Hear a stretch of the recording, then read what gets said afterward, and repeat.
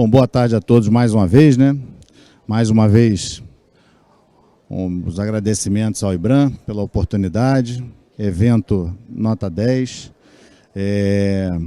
Nós vamos iniciar agora no palco 1 o nosso painel Novos Projetos de Mineração. Estamos com alguns debatedores aqui, gente top, muito interessante, vai poder, tenho certeza, aportar aqui uma discussão de qualidade, né? Os grandes projetos de mineração no Brasil movimentam as comunidades e as economias locais, além de trazer prosperidade para a região. Nesse painel, as empresas vão apresentar seus projetos, implantação e expectativas de suprimento no Brasil. Eu acho que a ideia aqui é aproveitar a experiência de todos os palestrantes para compartilhar conosco um pouco das dificuldades, das experiências, né? E de como eles veem aí o futuro próximo. Nós temos aqui entre os nossos palestrantes, nós temos a senhora Ana Paula Lima Vieira Bittencourt, diretora do Departamento de Desenvolvimento Sustentável de Mineração MME. Ana Paula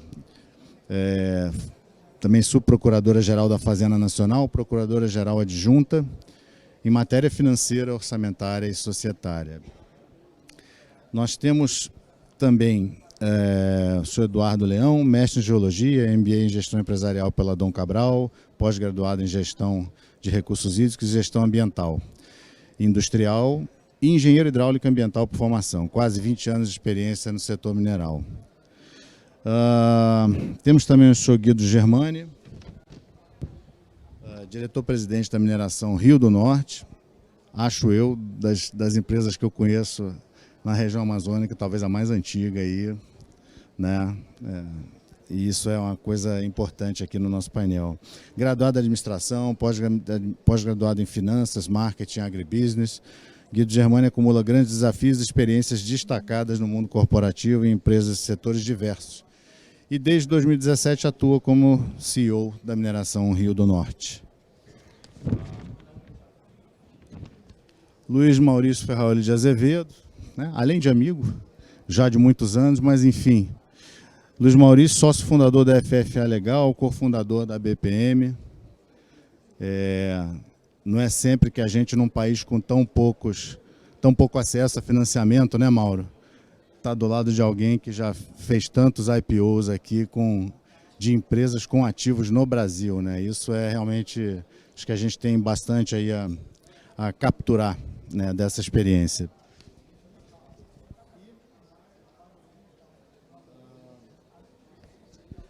Tiago de Assunção Costa, desculpa, Tiago, diretor de projetos da Aero Brasil, também está aqui nos prestigiando. A ideia aqui é que nós... perdão, Mauro, que é isso? Aí fica ruim, Mauro. Aí não. O cara do dinheiro. O cara do difícil, dinheiro, né? Tem que falar dele. Mauro Barros é CEO da Ora Investments, né? E está aqui também para compartilhar um pouco da história. Um fundo bastante ativo, vizinho em alguns projetos, não é mesmo? É um prazer ter você aqui também. Ele é sócio fundador e CEO da Ora Investments, é a gestora de fundos e investimentos de mineração no Brasil e América Latina, mais de 300 milhões de reais sob sua gestão. Tem mais de 17 anos dentro do setor mineral, de experiência, administrador, advogado e com MBA pela Universidade de Toronto. Eu acho que a ideia aqui é a gente provocar com algumas perguntas dentro do tema do painel e aí a discussão vai avançando na medida das respostas. Eu tenho inicialmente 3 perguntas, mas absolutamente não quer dizer que todos têm que responder. Aqueles que se sentirem confortáveis, por favor, né? Uma delas, e a primeira, na perspectiva dos investidores privados, eventualmente contratantes de financiamento para a implantação de seus projetos na região amazônica, qual o maior desafio para a implantação de seus projetos hoje? Ele é financeiro ou ele é ambiental? Ou os dois estão no mesmo patamar, né? Isso é importante, principalmente quando a gente fala de empresas não majors, né? Eu acho que aí é um ponto nevrálgico. Vocês veem empresas pequenas implantando projetos na região amazônica nesse curto prazo? eu costumo falar muito numa segunda onda, né? Que eu vi no quadrilátero, eu vi no Canadá e eu acho que acontece no Carajás também. Claro que está aberto para toda a região amazônica, mas no Carajás em particular. E qual a opinião de vocês acerca dos impactos regulatórios para projetos na região amazônica? Eles vão aumentar? Que hoje é uma discussão super pertinente. O licenciado é complicado, o prefeito vem, você tem a questão de alguns ordenamentos ali, algumas exigências no nível municipal, extrapolação de competência. Se vocês, na medida confortável, puderem comentar, eu acho que podemos começar por aí, né? Quem seria o primeiro aí?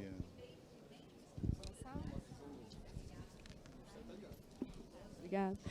Bom, eu até falei aqui um pouquinho com os colegas antes da gente começar, que eu, como setor público, no setor público a gente tem uma peculiaridade na mineração, que é bastante interessante, que é o fato de que é um setor que anda muito bem, obrigado, sem investimento público. Né? Então, o papel do setor do governo na mineração é muito mais como um facilitador, talvez, né? De criar um ambiente e tentar evitar que o próprio governo, às vezes, atrapalhe com determinadas circunstâncias, tais como esses riscos jurídicos sobre os quais a gente falou já ontem, por exemplo, em relação à Lei Geral de Licenciamento, isso que tem assombrado o setor como esse dispositivo que está criando, talvez, uma nova figura tributária em cima da mineração. Mas falando um pouquinho sobre os investimentos e a mineração na região amazônica, a nossa experiência em aqui, às vezes, tentar acelerar determinados processos, por exemplo, a gente tem estruturas no Estado em que a gente tenta focar as nossas atenções para projetos que são reconhecidos como estratégicos para o governo federal. Então, a gente tem ali no PPI, por exemplo, um instrumento em que a gente tenta catalisar esses processos, em que a perspectiva é de que haja, por exemplo, um investimento de mais de 65 bilhões de reais, né, naquela carteira, que são 19, se não me engano, 19 projetos, mais de 10 na Amazônia e vários aqui no Pará, por exemplo. A nossa impressão é de que o desafio, e quando você falou das empresas médias, talvez o investidor ele tem que entender, a nossa experiência, que a gente vê as dificuldades que às vezes tem ali, tem que entender que o cenário na Amazônia ele é mais sensível. Existe uma sensibilidade pelo bioma, né, existe uma sensibilidade social. Então, quem está disposto a ir para ali tem que estar preparado para talvez ter um custo elevado de investimento com essas temáticas. Né? Algumas regiões que a gente tem, como região de Carajás, a gente tem uma região já extremamente estudada e que talvez até viabilizem um conhecimento um pouco melhor dessas circunstâncias que podem ser difíceis. Então, um investidor pequeno, por exemplo, talvez tenha que, além de entender esse cenário difícil, tem que estar preparado para ter um custo maior com as questões socioambientais. E aí nós teríamos que pensar em instrumentos, não sei, talvez parcerias entre eles mesmos para tentar partilhar esses custos socioambientais. Enfim, para começar, é isso. Não sei se alguém quer fazer mais algum comentário. Eu quis colocar na perspectiva de o que é mais sensível, né? Para essa daqui para frente, vocês veem que vai ser mais difícil ambientalmente ou em termos de financiamento a implantar os novos projetos?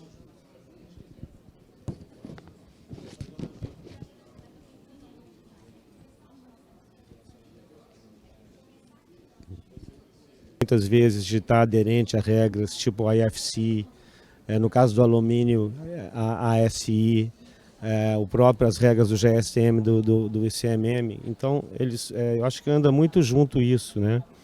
A questão do financiamento com a solidez ambiental e social do projeto. Bacana, Guido. O Luiz eu queria depois. Tá bom. Eu queria me prender àquilo que a gente começou, porque eu acho que é legal a gente fazer o debate, né? Em relação a quais as dificuldades. Para mim, as dificuldades existem em dois aspectos. Financeiro é para você começar. Ambiental para você conduzir e desenvolver.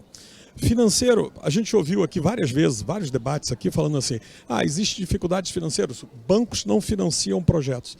Bancos financiam projetos, sim, bons projetos são financiáveis. O problema é que nós não temos projetos. E o problema é que, no caso da mineração, a questão do financiamento está ligado exclusivamente a um segmento de empresas, são as Junior Companies. A minha MRN faz desenvolvimento de grassroots hoje de alumínio? Provavelmente não faz. Ela quer crescer por aquisição ou ela está, já verdade, já estabelecida. Então, enquanto a gente não gera projetos, a gente não gera projetos financiáveis. E aí o problema do governo é muito sério, porque esse segmento de empresa, ele não tem uma capacidade financeira infinita. Ele normalmente se planeja, ele tem um conceito de negócio e ele vende isso para o seu acionista e recebe uma alocação de recursos. E se o governo não dá para ele as licenças, os títulos no momento certo, esse recurso é gasto na vida da empresa sem alcançar aquele objetivo. Então é um negócio que assim, o governo tem que fazer um meia-culpa muito grande, quando ele, na verdade, secretária, o PPI foi desenvolvido a partir de uma ideia num simpósio nosso. Nós trouxemos o embaixador da Austrália e do Canadá e nós perguntamos para o embaixador: o senhor tem ideia de quantos projetos do seu país, Canadá, estão para ser desenvolvidos? Ele falou 12, eu falei, são 18. Eu corrigi o embaixador e eu falei, olha, a gente sabe que entre esses 18 projetos, mais de 25 bilhões seriam alocados em desenvolvimento. E aí, a partir daí, o da Austrália falou, eu também conheço 8. Aí a gente falou assim, é um pouquinho mais, eu acho que eram 11 ou 12. A partir daí saiu a ideia do PPI. E 2 anos se passaram do PPI e quantos projetos o PPI efetivamente conseguiu desenvolver? Alguém sabe a resposta? Não conseguiu desenvolver nenhum até hoje. Então, esse é um negócio que o governo... E aí eu falei isso na questão da transição energética. É um bonde, vamos dizer assim, é um metrô que vai passar por 50 anos. Se a gente esperar, como o Jungmann falou, né, esse negócio passar, e a gente vai se especializar em esperar ver passar, mas nós não vamos participar. Eu acho que isso é uma coisa que a gente tem que questionar muito e discutir muito, governo e empresa, né? Porque uma vez que, principalmente, as empresas chegam aqui e elas frustram esses investidores são na verdade, alocados. Eles investem na G-Mining, eles investem na Aerocopa, eles investem em mim. Uma vez que o meu negócio deu errado, repercute no dele e no dele também. Então a gente está esterilizando um país, não um negócio. Isso que eu acho que é muito importante. Eu só adicionaria nisso tudo na discussão, até botando um papel um pouco mais Amazônia como pessoas do que da própria biodiversidade, dando um foco mais na fauna e flora. Eu, como, talvez na pele, né, sou um amazônida, sou nascido e criado daqui, e a gente não pode esquecer que dentro da Amazônia brasileira e da Amazônia pan-americana nós temos 25 milhões de habitantes que já estão lá, já estão morando lá antes de tudo isso acontecer. Então, quando a gente fala da parte financeira, da parte da regulação, da parte de como tocar a Amazônia com o papel amazônico de ser, da fauna, da flora, do pulmão, a gente não pode esquecer que tem gente morando lá e habitando lá também. E uma das coisas que eu vejo, né, que é uma falácia até... Dentro do Brasil tem vários Brasil, dentro da Amazônia você tem várias Amazônias. Então a gente hoje está operando, implantando uma mina dentro do Tapajós, onde é a parte oeste aqui do estado do Pará, que é a Amazônia na sua forma quase mais pura, né, tirando algumas históricas ocorrências lá, e eu até ia citar isso, a questão do garimpo, da reserva garimpeira do Tapajós. Nós somos uma das maiores empresas que estão se implantando lá hoje, além da Cerabi, além do Cuiú que está para sair, então até entrando já nos projetos que devem surgir talvez em curto prazo, Marcos. Se a gente não focar numa regulação adequada para isso, para não acontecer o mesmo equívoco que aconteceu com a reserva garimpeira do Tapajós, onde na década de 80 você convida todo mundo para fazer garimpo, em 2006 você protege tudo aquilo, não permitindo o garimpo ou a mineração, o que você faz com 100 mil pessoas que foram lá para empreender na Amazônia e hoje são ilegais? Então, hoje a gente está numa vizinhança de garimpeiros legais, ilegais, irregulares, né? Eu sempre digo que são 3 tipologias, né? Tem um cara que é legal, tem um cara que é regular, que quer se legalizar, e tem um cara que não quer nada, quer realmente ficar no contrabando, ficar na questão mais criminosa. E a gente tem que tentar uma harmonia ali naquela região, não esquecendo que Itaituba hoje tem quase 200 mil habitantes, que sem o garimpo o comércio sentiu 60% abaixo. Então, Brasauro, Serabi estão segurando o comércio, estão segurando a dinâmica econômica naquela região. E quando eu trago isso para o Carajás, né, tentando trazer essa mesma ótica de financiamento, essa mesma ótica de ambiental, já é um outro aspecto. Lá você tem a parte um pouco mais consolidada na parte ambiental, ou seja, você tem poucas unidades de conservação surgindo, você tem poucas terras indígenas surgindo, você tem talvez uma tranquilidade ambiental de longo prazo para novas empresas, onde o financiamento acaba sendo até um pouco mais fácil. Por quê? Porque lá onde eu tenho muito mais risco financeiro do que onde está ali em Carajás, com consolidação de vale, com reservas absurdas. As novas reservas, as novas minas vão estar começando a surgir em pequenas escalas ali nessa região. E uma outra coisa que eu iria ainda adicionar, que eu também, da minha experiência de governo, a gente não pode ver mineração como pura mineração. A gente tem que ver a diversificação econômica linkada à mineração. E até o Guido aqui, eu acho que é um excelente exemplo, que eu tenho colocado isso, Guido, em várias coisas, até dentro do ICMBio. A gente está fazendo a revisão do plano de manejo da APA Tapajós, que ela engloba praticamente todo o Tapajós. E por que não tem o florestal com a mineração, como acontece na mineração Rio do Norte? Que você tem concessões florestais e depois você vem com a mineração entrando conjugado. Isso ainda é uma coisa que está sendo praticada desde 2012, se eu não estou enganado, até um pouco antes disso, as concessões florestais. Por que isso não é replicado? O ICMBio não tem conhecimento disso que acontece em todo o território. Então, vou focando no X da questão, a gente tem que voltar a ter um trabalho conjugado, governo, com o setor, com a Júnior, para a gente ver aquele planejamento territorial para a gente conseguir vencer essa batalha, e senão vai continuar descontinuidade e aí não vai rolar.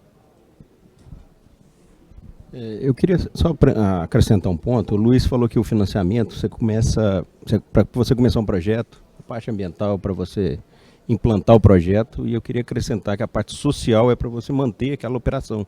Se você não tiver essa licença social, essa licença que você consegue ali no dia a dia, com o prefeito, com as autoridades municipais, você não consegue se manter naquele município, naquele ambiente que você se colocou ali, né?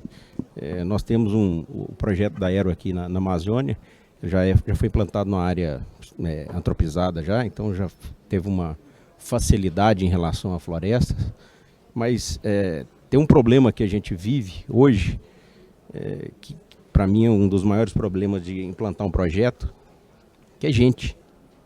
Quando eu falo gente, e aí eu vou entrar depois na questão social, eu vejo dois pontos, a disponibilidade de mão de obra e a capacitação dessa mão de obra. Isso começa desde lá da engenharia, mas isso aflora, isso fica muito claro quando você começa a implantar um projeto, que você leva 2.000 pessoas, 3.000 pessoas para uma região, para uma cidade que às vezes tem 20, 30, 40 mil pessoas. E isso, quando eu falo a questão social, quando você coloca 2, 3 mil pessoas de fora, que já exauriu completamente sua mão de obra daquela região, é um problema grande que você tem. Tá? Isso eu acho que todo mundo que implanta projeto vive isso, né, no dia a dia. Então é um ponto a acrescentar nesse tema, não só do meio ambiente, como o financiamento pessoal. Então, eu vou juntar um pouco o que foi falado aqui, mais a sua pergunta inicial. E até entendo a dor aqui do Luiz, essa questão do tempo, de licenciamento, essa coisa toda. E a gente está vivendo isso lá hoje, né? A gente tem uma mina que acaba 27, 28, então eu fico olhando o licenciamento, esperando a LP, olhando para o minério, se não sair aqui o minério vai acabar, estica, pega um minério pior, reduz a produção, isso é um drama. Essa incerteza. E a culpa não é do PPI, não. O PPI eu acho que até tenta, porque são muitos intervenientes, e o troço é complicado mesmo, né? Eu não diria nem que problema da legislação, acho que a legislação é boa e alguns prazos simplesmente não são cumpridos, como muita coisa no Brasil, o prazo não é uma coisa tão importante às vezes. Então tem esse problema. Enquanto eu estou tentando licenciar em 5 anos um projeto de 12 milhões, a China botou 80 milhões na Guiné. Então o mercado já é outro. Então você pode perder o mercado. Então tem isso aí. Quanto voltando para a pergunta inicial, que você fala, pergunta se vai complicar o licenciamento, eu acho que existe projetos, não, acho que existe uma tendência sim a isso, tá? Mas a gente vai ter que conviver com isso e não tem jeito. Hoje, por exemplo, eu refloresto, para cada hectare que eu suprimo, eu refloresto um. Já se fala em fazer 2-para-1, 3-para-1, esse tipo de coisa. No ponto do Tiago, essa questão de mobilizar a gente, né? Lá é um lugar bem remoto também, né?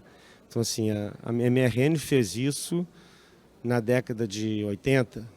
Então, hoje, é mais do que você ter uma empresa, você tem que gerir uma cidade, praticamente. Eu tenho uma cidade, tem escola, tem hospital, aí tem 5.000 pessoas, aí tem fora as comunidades ribeirinhas e quilombolas e indígenas que estão na região. Então, você soma tudo aí, dá umas 12, 13 mil, que praticamente fica gravitando ali, e você não é só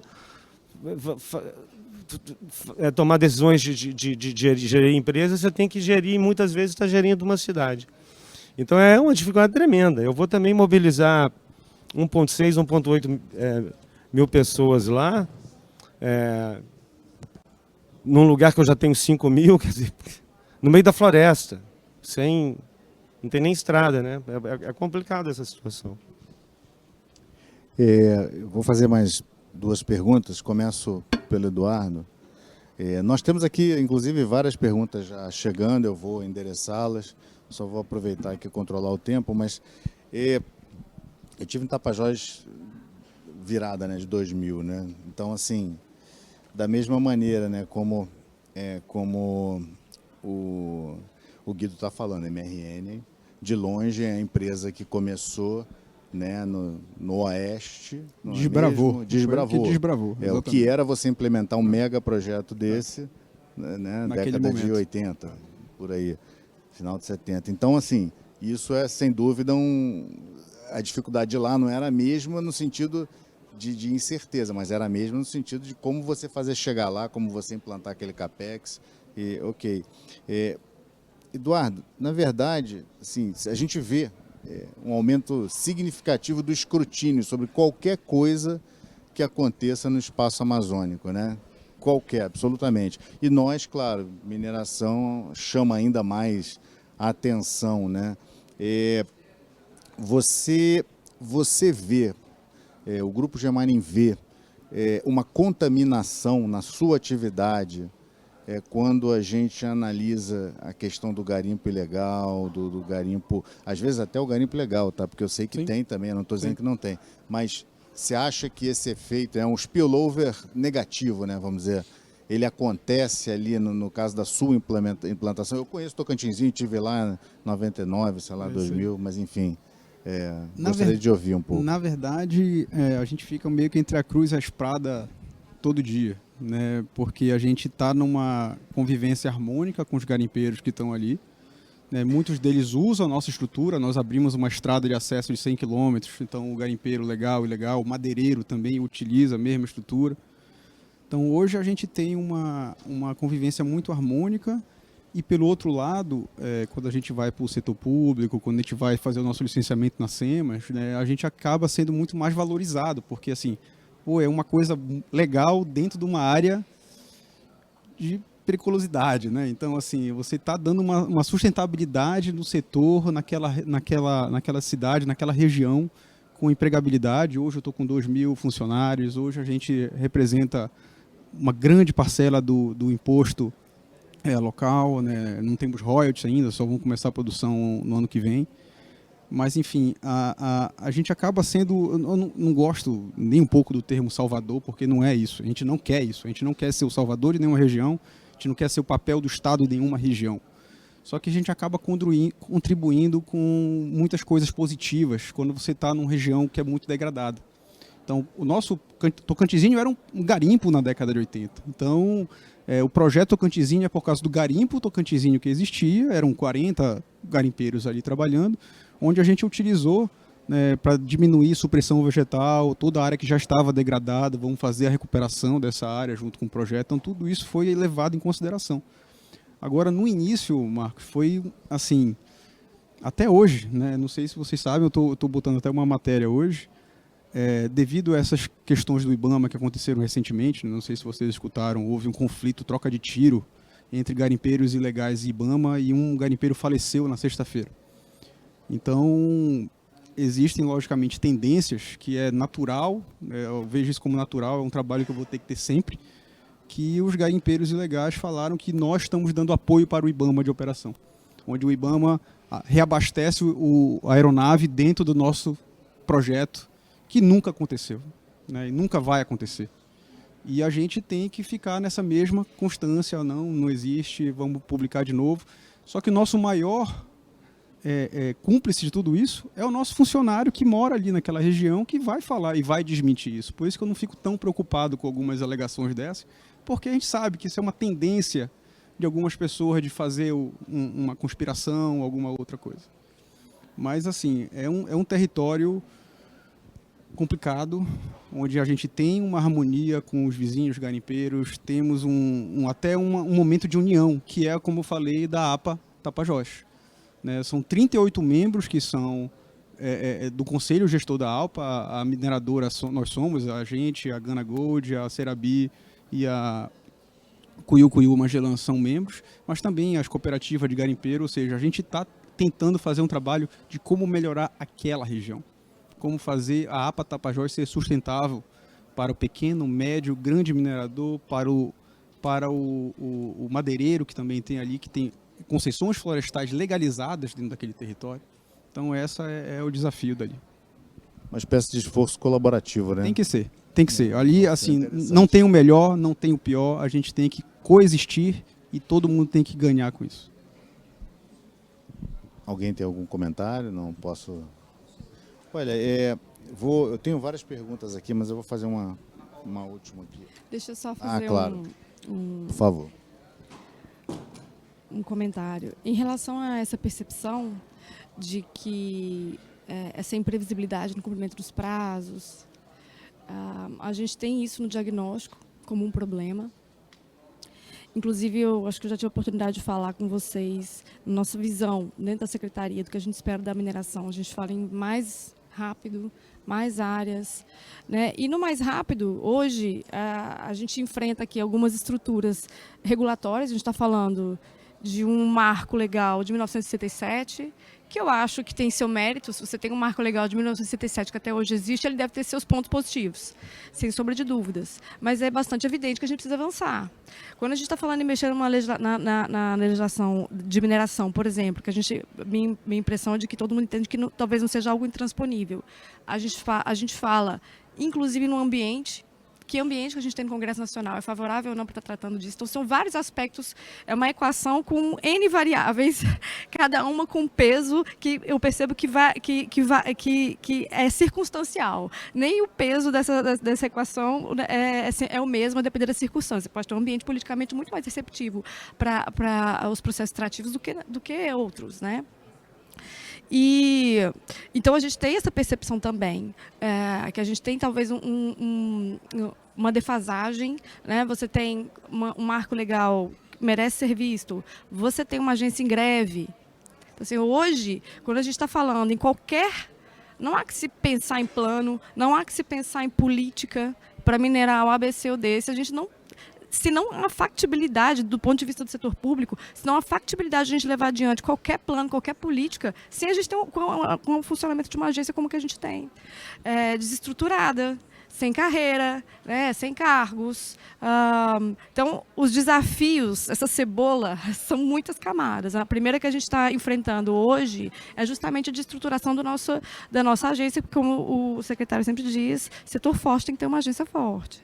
Né? Uma das defasagens, você trouxe aqui o licenciamento ambiental, e que a gente está propondo reflexão. Faz sentido o licenciamento ambiental estar incrustado no meio do nosso processo minerário? Será que talvez a gente não poderia criar uma forma de fazer com que o nosso processo avançasse independentemente da conclusão do licenciamento ambiental. Não tem como, não adianta, né? As dificuldades que a gente vê em relação ao licenciamento ambiental, elas são transversais. Provavelmente, pelo menos dessa vez, a mineração não é especial. Acredito que vários setores que têm um processo sofisticado para funcionamento, que tem que passar pelo licenciamento ambiental, deve ter dramas similares. E o que a gente busca, talvez, seja limpar o nosso, o que a gente tem buscado, seja limpar, talvez, o nosso processo.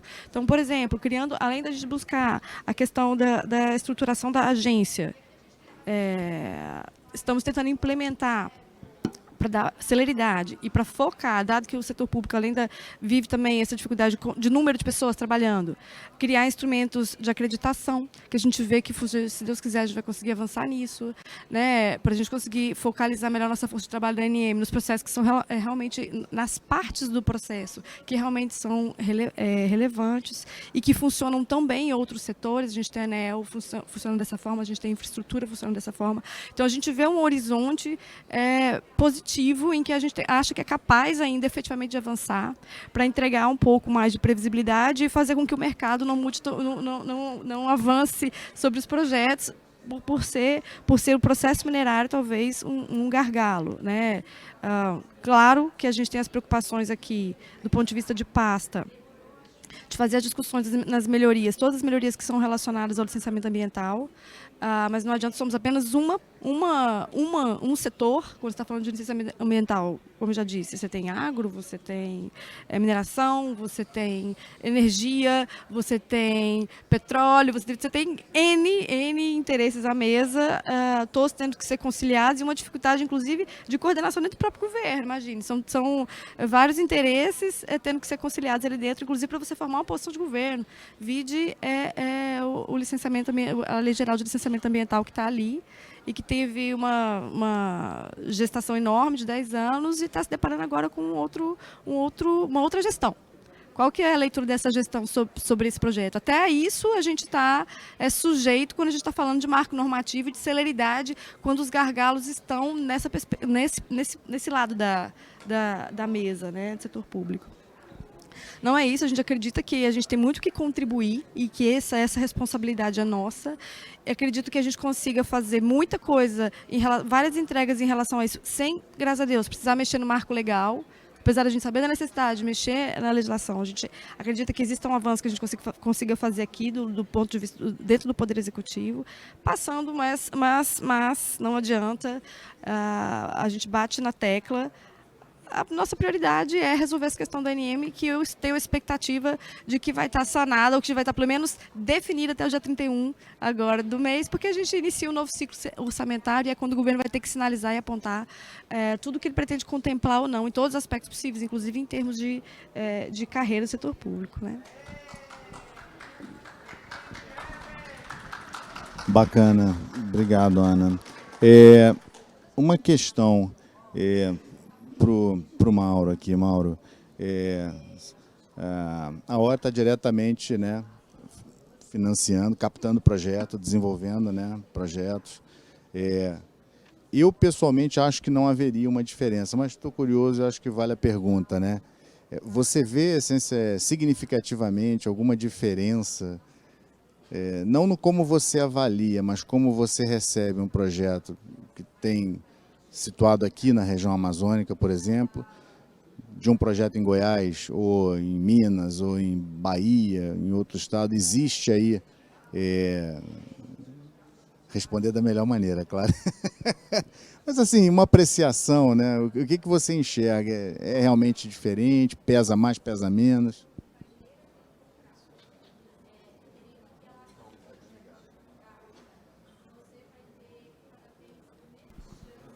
Oi.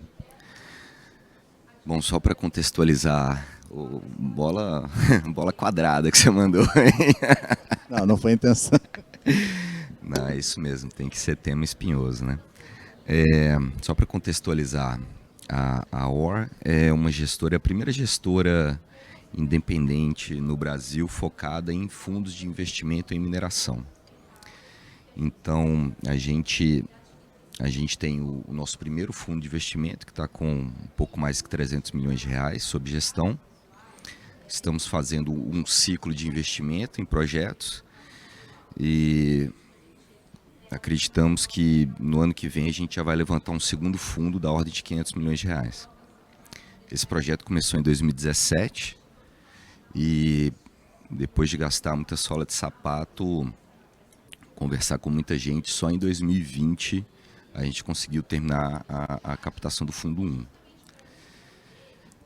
Qual que é a ideia? É a gente conseguir investir em ativos ainda privados, embora a gente tenha a possibilidade também de investir em ativos que estão listados em bolsa, mas investir em ativos privados que tem ainda algum percurso a percorrer para a criação de valor. Então a gente pode entrar desde da sondagem inicial, ou então na sondagem de expansão de recursos e reservas, e também no desenvolvimento da engenharia, licenciamento e implantação. Bom, respondendo a pergunta. Infelizmente sim, a gente vê uma diferença entre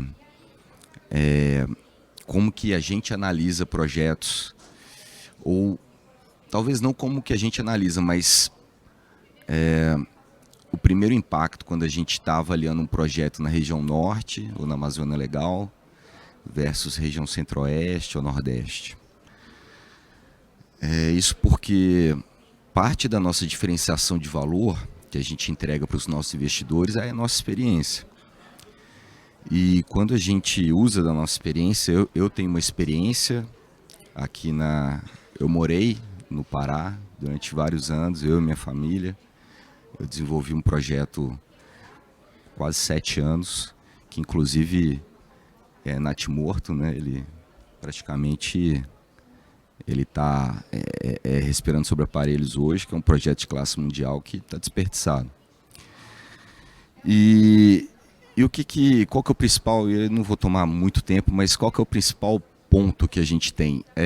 Na região da Amazônia Legal, principalmente, a gente tem muitas terras indígenas, quilombolas, florestas nacionais, parques nacionais, áreas de interesse, cavernas, enfim. E que a gente tem um método de triagem e filtragem para a gente conseguir avaliar, mas se essas áreas estão ainda em requerimento muito originário, a gente algumas vezes pode não identificar que há um requerimento ali para um quilombola, ou para uma terra indígena, ou para uma comunidade tradicional, que vai impactar a viabilidade do empreendimento lá na frente. Então, assim, infelizmente sim, aqui a gente vai, talvez em Carajás seja um pouco diferente, mas em outras regiões, em outros estados do norte, o cuidado é maior, porque é gato escaldado mesmo, né? O cachorro mordido de cobra tem medo de linguiça, né? E eu acho que um ponto que a gente tem que resolver num futuro muito próximo é a oitiva da OIT 169. Então, assim, é um tema que eu não sei se algum projeto aqui está passando por isso, mas simplesmente na regulação hoje fala que as comunidades tradicionais têm que ser ouvidas, não fala como, não fala se vai ser vinculante ou se é indicativa aquela decisão das comunidades tradicionais, não tem o prazo, não tem o método. Então o empreendedor ele fica totalmente refém à falta de clareza aí da lei. Obrigado. Mauro, assiste a palestra do Vladimir aí depois de OIT 169. Esse cara... É isso que você falou, só que a gente tem um entendimento, ele vai falar o entendimento qual é, mas vai ser interessante. A gente também luta com isso lá, a gente tem 3 áreas de quilombo lá, uma já titulada e 2 em processo de titulação, mas tem que fazer todo o processo de OIT 169 e... É complexo. E a gente, inclusive, quer que titule logo, a gente pressiona o CMBio, porque ainda por cima é uma área quilombola em cima de uma flona. Então tem dupla afetação. Então eu quero que resolva. Eu vou resolver com o senhor. Eu pago royalty para eles de superficial, não tem problema, resolve isso aí. Né?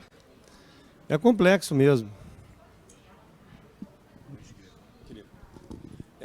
Eu sinceramente, eu também, Mauro, convivo com, eu acho que eu já fiz mineração em quase todos os estados do país, fora Rio Grande do Sul. Foi o único estado que eu nunca fui para fazer mineração. E eu tenho um projeto em Minas Gerais, a gente está em operação há 3 anos, e eu desenvolvi projetos no Carajás, desenvolvi projetos no Tapajós. E eu acho que você colocou, o Eduardo falou um ponto que eu acho que é muito importante. O cerne é o homem. E o homem é diferente nesses 3 locais. Eles têm um passado, uma antropologia completamente distinta.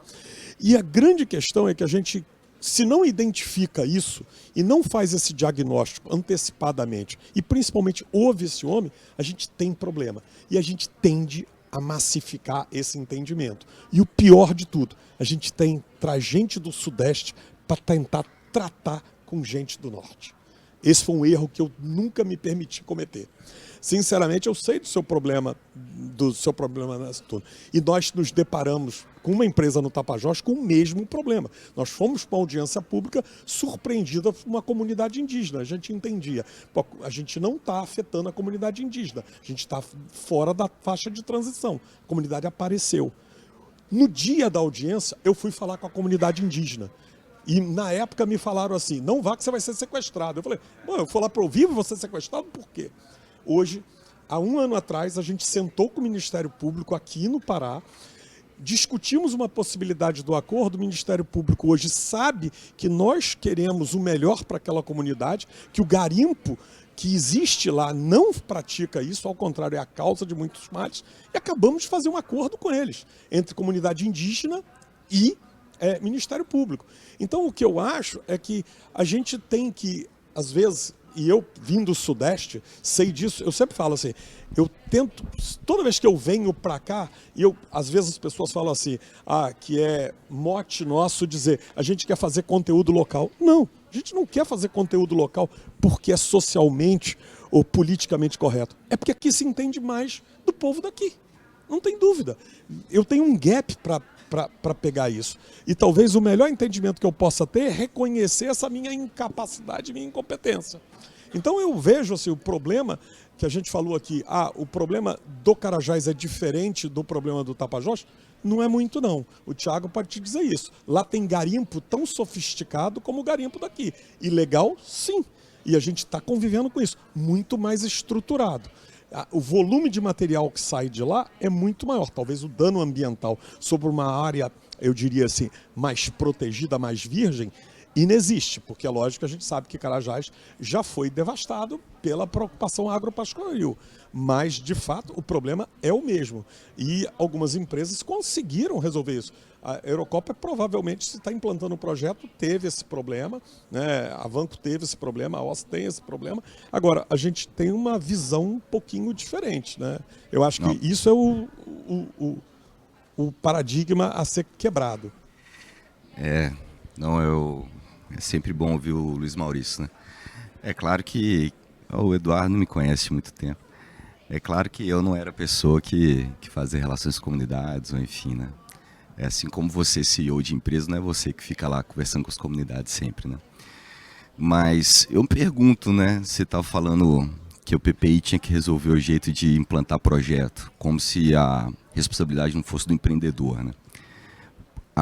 Existe ou não falta de clareza na aplicação da OIT 169, na sua visão, Luiz Maurício? Existe. E agora, eu acho que o que a gente propôs falando assim, vamos botar esse troço de lado e vamos ver o que você quer, o que eu quero, porque nós dois queremos a mesma coisa. E principalmente, com muita transparência, chegar para o Ministério Público e falar assim, porque ele normalmente é o protetor, ele que criava os empecilhos para todos nós. E a gente chegou para o Ministério Público e falou assim, vamos dialogar, porque era uma coisa assim, a compensação é um paradigma para nós. Quando nós podemos compensar? Nós só podemos compensar na hora que a gente implantar e que a gente tiver o troço rodando. Por que não pode compensar antes? Por que a gente não pode ser... O cara precisa do negócio amanhã. O índio está morrendo de fome hoje. E ele quer dinheiro, às vezes, para comprar remédio e água. Então eu falava assim, por que não? Eu me lembro que eu tive um problema com meu filho uma vez. A escola dizia, não dá dinheiro no sinal. Um dia eu parei no sinal, o garoto falou assim, me dá água. Eu ia falar assim, não, porque na escola me falaram que eu não podia dar dinheiro no sinal. Eu falei, não, cara, o cara quer sobreviver. Então eu acho que a gente tem que ter uma visão um pouquinho mais ampla. Eu aprendi isso aqui na Amazônia. Eu cheguei no Tapajós praticamente em 93 com a Derrick. E ali a gente corria risco de vida. E eu falava assim, nenhuma garantia, nenhum poder policial vai me garantir a sobrevivência. Vocês sabem disso, houve uma chacina numa área que a gente atuava, o Castelo dos Sonhos. Eu sou daquela época, né? Eu cheguei lá. E naquele momento, né, onde é que a gente encontrou a construção? Com pessoas daqui de Belém. A gente falou assim, pô, quem é que vai negociar com o Rambo e a família dele, o Miron? O pessoal daqui, não era eu. Né? Eu olhei e falava assim, por mais que eu quisesse estar lá, né? Só para finalizar, preocupa não que é a primeira vez que eu falo e se não for provocado vai ser a última. Tem uma diferença grande entre o empreendedor e a júnior e uma gestora de fundo de investimento, né? Então a gente tem um portfólio que a gente tem que construir. Muitas vezes a gente vai ser minoritário, algumas vezes a gente vai ser majoritário. A gente tem um período, um prazo aí para investimento e outro para desinvestimento e um retorno que a gente tem que trazer para o investidor. A OR, graças a Deus, ela conseguiu fazer pela primeira vez uma ponte entre Faria Lima e a mineração brasileira no nível da economia real, no nível do ativo. E depois de ter conseguido construir essa ponte, eu tenho muita responsabilidade em cima do que eu vou selecionar para o meu investidor de participação. A responsabilidade de não deixar o primeiro fundo de mineração do Brasil também não performar e ser mais uma história ruim na mineração brasileira é muito grande. Passa até da própria OR. Então, até o nível de risco que a gente toma e o nível de objetividade e frieza na seleção de projetos é muito grande, mais até do que eventualmente eu poderia tomar na pessoa física, né? Bacana, Mauro. Bom, vou agora abrir aqui algumas perguntas. Realmente, 11 perguntas por aqui. Vou tentar sintetizar para que a gente consiga fazer o melhor uso aqui do tempo, né? Não tem uma pergunta em particular para alguém, não tem uma pergunta aqui específica para alguém. Então eu vou distribuir aqui umas perguntas e aí a gente, né? Uma pergunta aqui do João Carvalho. Padrão de ESG vocês utilizam para gestão de risco e desempenho socioambiental? Acho que tanto Eduardo como Guido, né? Tem boa oportunidade aí nessa pergunta. E ainda nessa mesma linha do ESG, qual a maior inovação sustentável que alguma de suas empresas pretendem implantar? Da Camila Nascimento. Vamos começar com essas duas e vamos tentar ser breve para poder, quem quiser, cumprir aqui as 11, né? Bom, tem uma coisa que não só eu, mas muitos colegas nossos partilham disso, principalmente na mineração, né, que o ESG é uma coisa que a gente já faz há tantos anos que a gente só está mudando um pouco o nome, talvez acrescentando um pouco mais de governança, mas o que eu sempre falo do ESG é o S, né, de novo, voltando para o foco da pessoa, voltando para o foco local, porque o environment, você tem standards, tem padrão, tem regulação, você tem qualidade, tem KPIs, tem um monte de coisa. Governança cada dia mais automatizado, cada dia mais tangível, e o social é o S da questão, né? O social é o intangível, é o subjetivo, é o que muda de território para território. E quando eu falei um pouco lá da nossa experiência, né, da gente ter uma diversificação econômica, é porque a gente é da comunidade, a gente não pode se ver aquela comunidade, não, aquela é a minha comunidade, eu estou ali morando com eles. Hoje, dos 2.000 funcionários que eu tenho, 63% são de Itaituba e moram ao redor do projeto.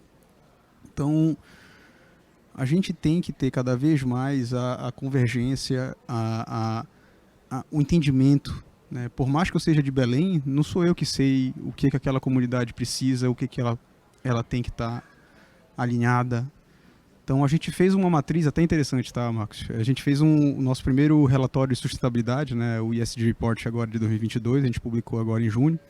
E eu fiz uma matriz, né, aquela materialidade, né? Quais são? A gente fez um questionário, mais de 200 pessoas, funcionários nossos, pessoas da comunidade. Sabe qual foi o ponto mais baixo? Foi engraçado entre aspas, né? Onde foi ponto 2, mudança climática. Ou seja, como se ninguém acreditasse que a mudança climática está acontecendo. Mas não é isso, na verdade.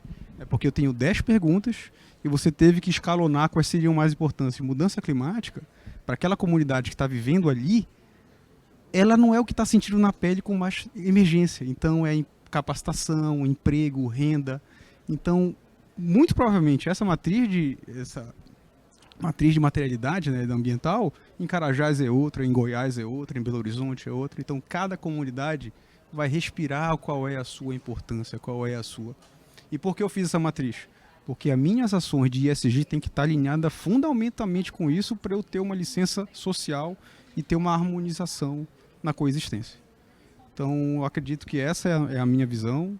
Não é só porque eu sou do Pará que eu faço isso, é que eu estou respeitando aquela comunidade onde eu faço parte hoje, lá em Itaituba, para a gente ter o mesmo caminhamento. Imagino que o Guido também deve estar muito alinhado com isso, por estar muito mais anos de experiência e com aquela harmonização, convívio ali naquela comunidade.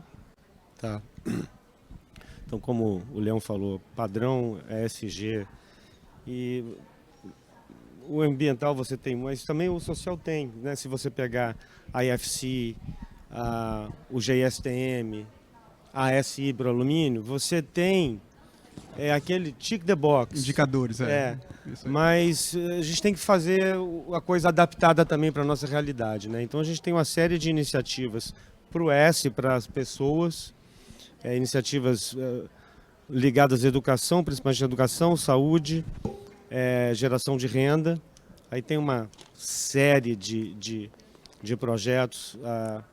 A Jéssica vai falar disso aí num desses painéis, eu não vou me estender muito aqui. Mas a minha maior ambição ali no território é ser capaz de provocar essa transição da mineração para a bioeconomia. Eu suprimo e revegeto áreas todo ano. E toda vez que eu vou... de 1 para 1. Eu suprimi cada hectare que eu suprimo, no ano seguinte eu recupero. Então eu tento entregar uma floresta mais rica do que eu peguei. Então eu tenho algumas obrigações legais de tem que intensificar as espécies que estão em ameaça, mas eu procuro intensificar aquelas que têm um aproveitamento econômico. Castanha, cumaru, copaíba, aquelas que eu vou deixar para a comunidade uma riqueza florestal que, junto com toda aquela infraestrutura que tem ali, aqueles povos vão viver da floresta depois, né? Então isso assim, seria a minha maior ambição. Tinha uma outra pergunta junto e da inovação, eu né? acho que você respondeu, né? Qual a maior inovação sustentável? E ainda por cima vai ter exatamente esse painel amanhã. Se eu ficar falar aqui, eu vou estragar o conteúdo de amanhã. Tá ótimo, vai dar spoiler. Deixa eu só complementar um ponto aqui, essa parte de... Eu acho que cada projeto é uma customização. Você tem que entender realmente o que precisa. Quando você fala Carajás, é uma extensão muito grande. Então você tem Carajás norte, sul e tal. E a gente tem que entender cada situação de cada município, cada colono, cada pessoa que vive ali. Nós estamos num projeto, numa área que tem diversas vilas, que na época do reassentamento foram colocadas e tal. E quando nós fomos implantar o projeto, nós fizemos várias pesquisas de que o pessoal estava precisando. Então aí veio poço artesiano, porque o pessoal não tinha água, vieram diversas situações. E teve uma que foi inusitada, assim, que tinha uma vila que o pessoal basicamente queria sair dali. Eles não queriam ficar ali mais. Falaram, o que nós queremos da vila são, acho que 28, 29 casas, 27 queriam sair dali. Não queremos mais ficar aqui. Ajuda a gente a sair daqui. Nós não queremos mais. Então, assim, você tem que entender mesmo o que a pessoa quer. Não adianta você chegar lá e falar, não, vamos construir um supermercado aqui. Para quê? O que eu quero é sair daqui. Então, não adianta a gente achar que a gente sabe a receita de bolo, que vai abrir um livro ali que vai ter uma receita. Não existe isso, né? Só para complementar essa. Alguém perguntou sobre inovação e sustentabilidade. Acho que a grande coisa que a gente descobriu é que sustentabilidade tem que começar na pesquisa mineral. Isso é uma coisa que eu percebi quando eu cheguei em Serra Pelada, que eu tinha grandes planos lá, sentei com a comunidade, e a comunidade chegou e falou assim, eu não acredito que você vai zelar pelo meio ambiente, olha isso está aqui. Não acredito, na verdade, que você vai praticar empregabilidade aqui. E a gente só pensa nisso na hora que a gente vai desenvolver o projeto. E aí eu cheguei e falei assim, tá bom, então vamos fazer um pacto aqui nós dois.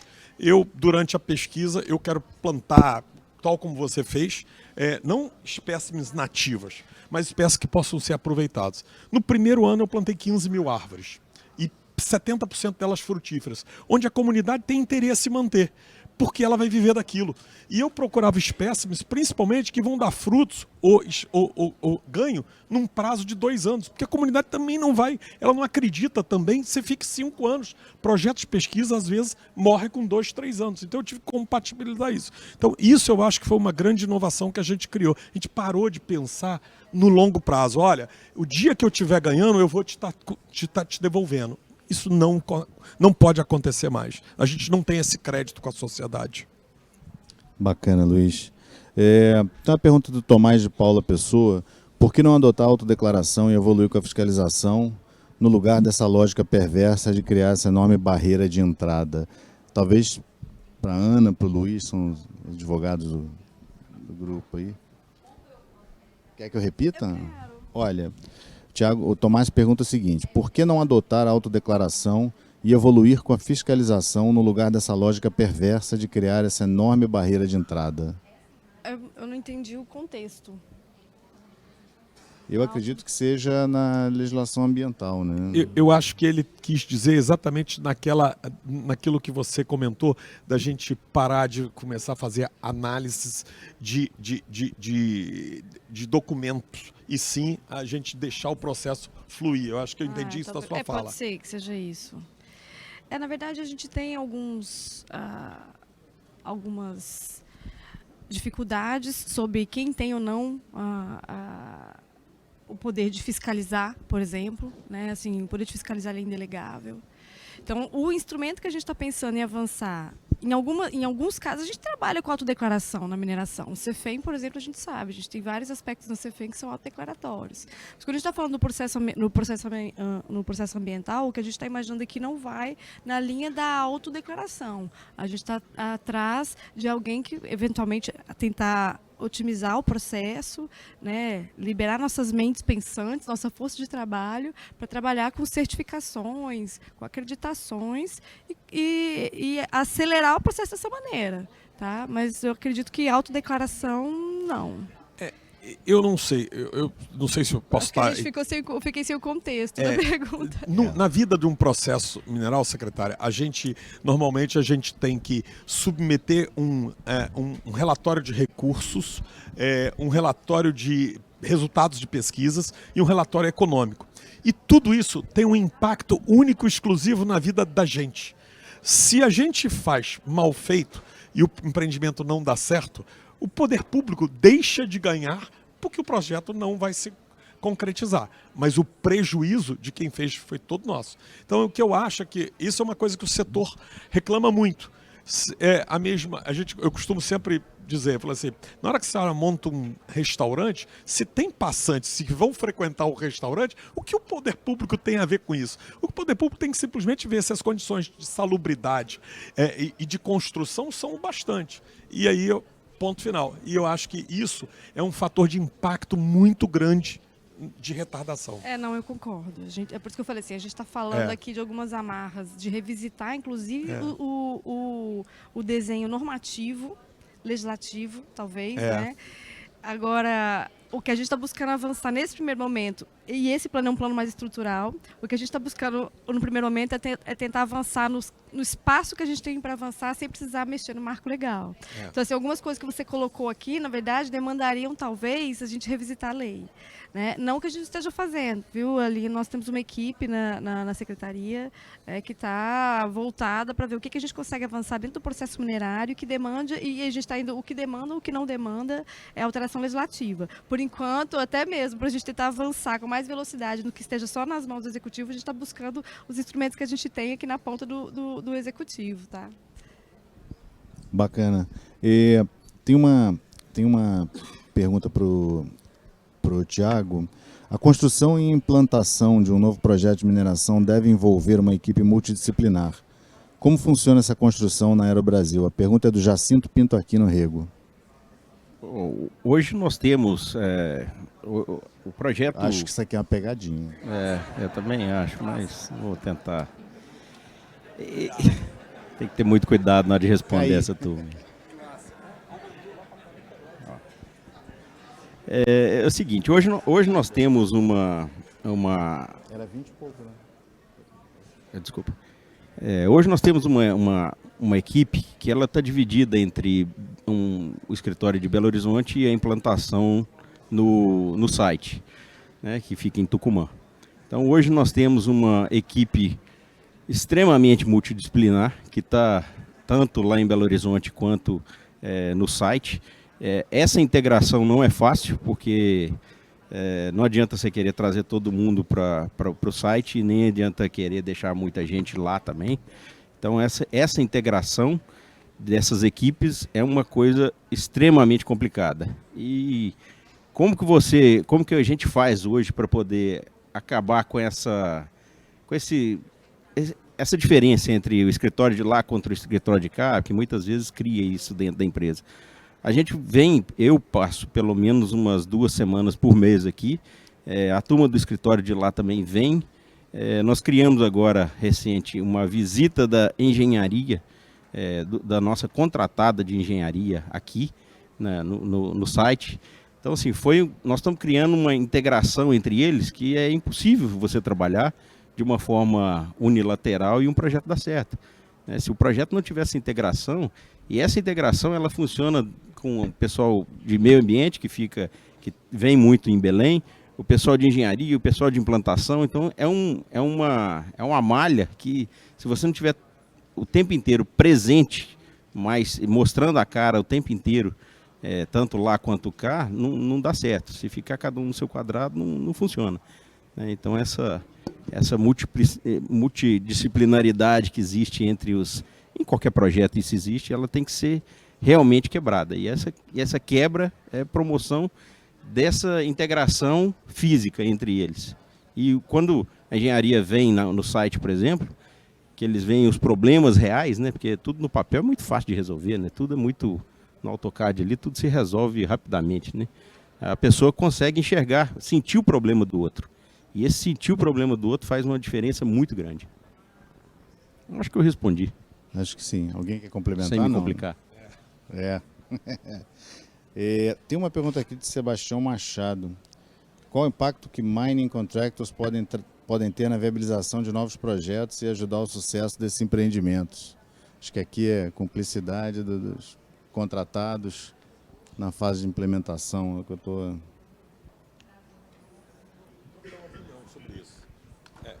Eu acho assim, uma das coisas que a gente percebe é que quando a gente vem desenvolver projeto na Amazônia, a gente já tem um preconceito de que os mining contractors não estão aqui. E isso é uma coisa que a gente tem que cumprir de tirar do nosso, vamos dizer assim, da nossa frente. Eu me lembro quando a gente chegou no Carajás, só existiam projetos grandes. E a gente não queria equipamento grande nenhum. O que a gente queria, aliás, quebrou uma série de paradigmas. Por exemplo, ninguém tinha pensado em fazer mineração com uma planta que já tinha sido usada em outro local. A gente fez um assembly de projetos, de equipamentos e trouxe para o Carajás. Então eu acho assim que esse é um papel da mineração para cuidar também do social. A gente tem que desenvolver esse conteúdo local. A gente tem que dar oportunidade, seja no momento mais inicial, que é o do pré-stripping, que o equipamento ele tem uma menor especificidade, e a gente criar essa cultura. Assim a gente vai conseguir atuar no social. Eu queria fazer até uma pergunta para o Eduardo também, em relação ao S e o G. O que eu vejo, Eduardo, é que o G atrapalha o S. E isso é uma coisa que acontece diariamente na vida da gente. Porque a gente, em função da transparência e principalmente da maior concorrência, da busca, na verdade, do melhor solução, a gente sacrifica o S. Correto. E isso é uma coisa que a gente tem que se ambientar a tentar criar um meio termo aí dentro. Do contrário, principalmente num país como o nosso, onde a gente tem um distanciamento social muito grande, Correto. a gente não vai conseguir avançar em projetos. Correto, isso é muito verdade e vai muito, de novo, da questão, um pouco daquilo que eu falei, da gente se sentir da comunidade. Então, cara, não tem outra receita de bolo do que ensinar a pescar, de desenvolver, de criar suprimentos, criar fornecedores. Eu tive uma experiência quando eu trabalhei na Vale muito boa, que eu tive a sorte de trabalhar com o José Carlos Soares. Não sei quem conheceu já ele. E ele era uma figura única. E ele tinha uma coisa que ele era de Minas, mas ele era o maior mineiro que eu vi defender o estado do Pará dentro da Vale. Que, por exemplo, fazer uma consultoria ambiental, vou dar um exemplo, então tinha uma empresa de Minas, tinha uma empresa daqui. A empresa daqui era 30% mais caro, mas o cara era daqui. Então o Zé Carlos ia lá no limite orçamentário dele. Eu posso gastar isso aqui? Posso. Pum. Aí o compliance vinha em cima dele. Pô, Luiz Carlos, como é que tu fez isso? Eu fugi do meu orçamento? Não. Eu fugi da minha alçada? Não. Então, assim, é uma coisa que ela tem que ser proposital. E eu uso até um pouco desse exemplo, Luiz, na questão do trabalho feminino. A gente sabe do Women in Mine, a gente também está entrando nessa parceria. Vou dar só um outro exemplo, um pouco disso. As pessoas, a gente tem que falar, eu quero mulher nessa posição.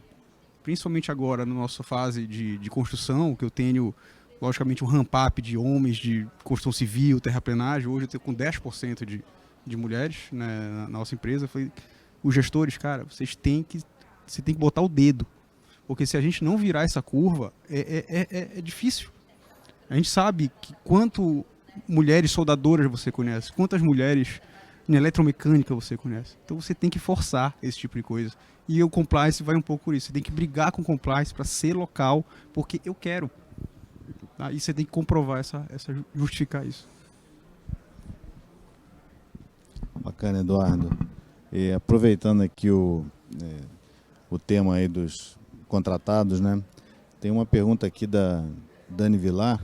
Cursos técnicos levam em média 2 anos, faculdade 4. Se a implantação pode levar 10, 12, por que as empresas não iniciam os programas de capacitação antes? Isso no nosso projeto já é previamente acordado com as comunidades, né? A gente já tem programa de ensino básico, ensino médio, que o pessoal vai para a nossa vila e estuda na nossa escola. A gente tem jovem aprendiz, trainee e profissionalizantes também. Então, nessa contratação que a gente vai fazer para o projeto, que espero começar a construir o ano que vem, se eu tiver LP, ou pelo menos fazer um early works e construir a partir de 25 e entregar em 27, em transição de 27 para 28. A gente vai contratar 1.6, 1.8 mil pessoas. Então a gente já está fazendo isso, já está preparando as pessoas, cadastrando e fazendo um plano de ação para trazer essas pessoas da região, capacitá-las para isso, né? E sobre essa questão de mulheres, Women in Mining, a gente também faz isso. A gente tem as posições que a gente preferencialmente quer ocupar com mulheres, mas lá numa área remota, talvez você tenha o mesmo problema, tem ainda, primeiro, a gente às vezes contratava e não ficava. Então você tem que preparar um ambiente. Desde o dormitório, tudo, né? O ambiente tem que ser atrativo para a pessoa vir e ficar. Então, e trabalhar também até a cultura das pessoas, né? Você tem aqueles caras de 40 anos na empresa que tem uma visão mais antiga, então você tem que trabalhar isso aí. Mas é engraçado, é parecido que a gente tem esses mesmos tipos de problemas. Eu só vou complementar aqui. O ano passado, nós começamos a obra em maio. O primeiro contrato foi em maio. E o contrato de pré-stripping foi em julho. Em junho, nós assinamos um contrato com o Sistema S, que levamos o Senai, levamos carreta, com treinamento, com tudo para lá, para começar na civil. Depois migramos para montagem eletromecânica. Hoje já estamos treinando o pessoal de operação. E o engraçado é o seguinte, que no ano passado, nós fizemos uma divulgação desse treinamento, desse curso técnico, dessa capacitação técnica na cidade. A cidade, infelizmente, não tem uma cultura de mineração. E fizemos anúncio em rádio, fizemos som de carro nas ruas e tal. E depois de 3 semanas fazendo isso, a adesão foi 0. Não tinha ninguém inscrito. E aí nós começamos a fazer um trabalho, corpo a corpo, na cidade, e explicando o que era e tudo mais, e conseguimos fechar a primeira turma. E esses da primeira turma, 100% foram contratados para a obra, né, nas empresas contratadas, nas subcontratadas principalmente, e começaram a fazer uma propaganda interna lá dentro da cidade, e começamos a criar mais e mais turmas. Hoje nós já estamos com todas as turmas cheias e tem até fila de espera.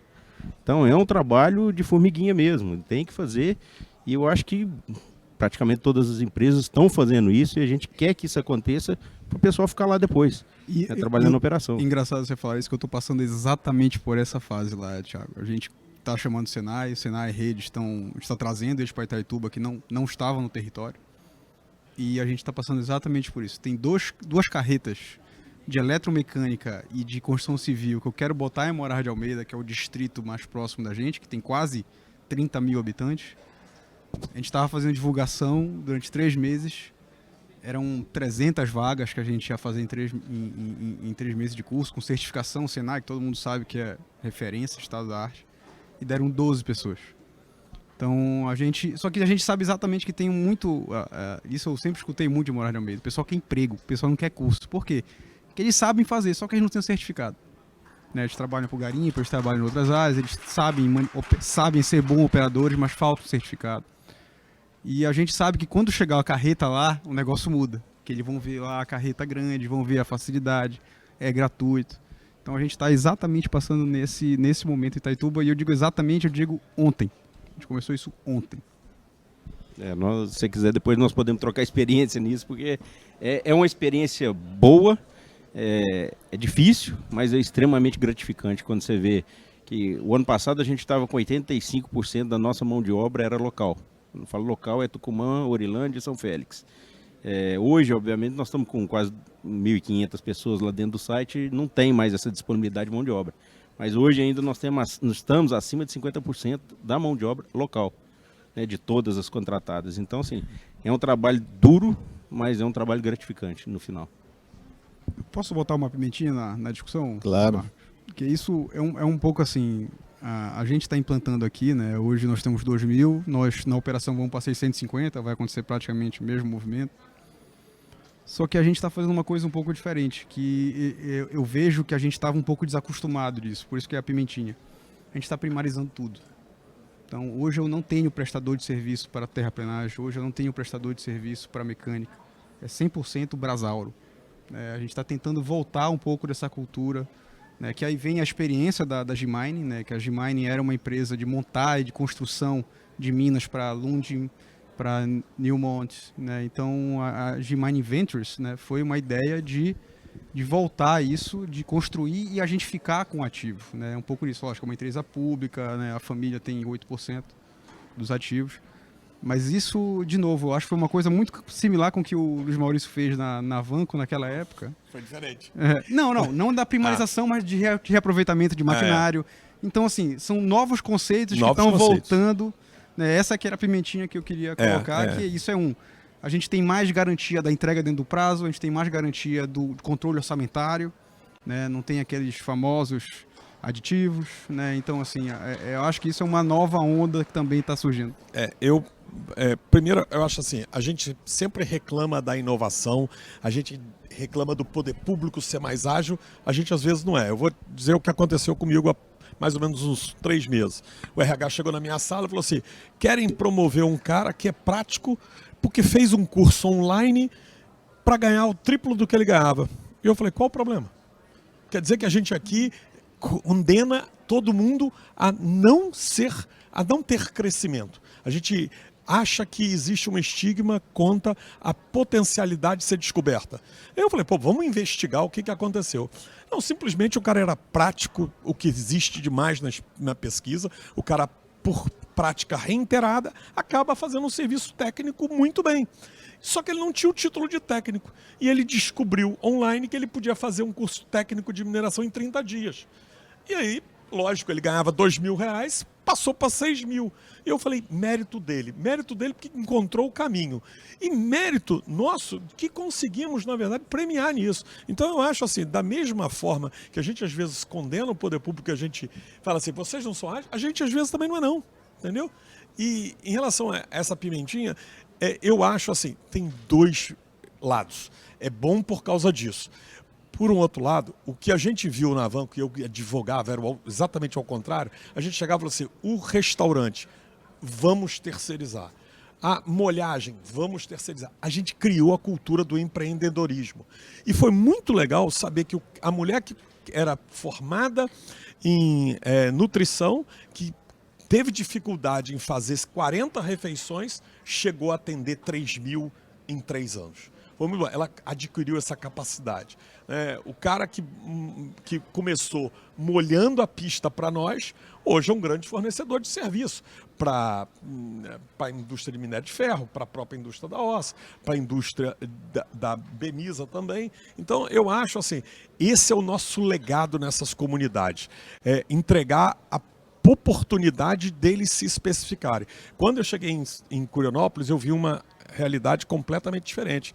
O comércio local tem dificuldade de emitir nota fiscal porque ninguém estruturado compra deles, eles só vendem para o próprio público, então eles não têm isso. A gente falou assim, vamos tentar fazer isso. E hoje eles se qualificam para fornecer para a Vale, que está lá 20 anos antes de mim. Então eu acho que essa é a capacidade. A gente tem que perder tempo de como você falou, ensinar a pescar. É difícil, né? A gente sabe pescar é difícil, imagina fazer mineração. Bacana. Eu acho que o ponto que vocês levantaram lá na Bemisa nós enfrentamos, eu chamo de Boa Esperança ainda, mas não é mais, né? Boa Esperança. Né? Vila Boa Esperança. Mas em Água Azul é a mesma coisa. A gente sim considerou primarizar algumas atividades, né? Porque realmente, assim, eu acho que para resolver isso a gente precisa de pensar talvez em iniciativas de colaboração mesmo, né? Plataformas de desenvolvimento de mão de obra, porque não tem, e nós estamos falando de Carajás, indo para Tapajós, quer dizer, a questão do prático, me lembrei na hora, foi o Luiz que comentou, né? Eu tinha um técnico mais assim, sênior, e eu vi esse profissional por 2 ocasiões tirar um projeto assim, que já estava ladeira abaixo, fazendo concentrado de bateia, insistindo em determinados trabalhos. Não, essa linha tem que ir mais ali, tem que esticar um pouquinho mais. Um cara que não sabia, mal sabia escrever o nome. E assim, literalmente, na primeira vez, com certeza, ele salvou o projeto. A segunda deu sobrevida, mas a primeira ele salvou um projeto. Por conta disso, o cara insistiu, não, vocês têm que ir ali. Não, mas estamos vendo aqui uma... Não, vamos lá. E fez, né? Fez, assim, meio... Decidiu fazer, né? Nos dias dele de projeto, e realmente ele tirou o projeto do limbo. Isso é interessante. Ainda temos aqui umas perguntas. Talvez essa aqui seria para a Ana, né? Em que medida o foco do governo em ESG, comunidades locais, afeta licenciamentos para além de limites operacionais de órgãos reguladores? Atrasos generalizados, do Mário Vieira. Em que medida, licenciamentos? Em que medida o foco do governo em ESG e comunidades locais afeta licenciamentos para além de limites operacionais de órgãos reguladores? Atrasos generalizados. Bom, eu vou tentar falar um pouquinho sobre as nossas iniciativas de ESG dentro do Ministério. A nível federal, porque, né?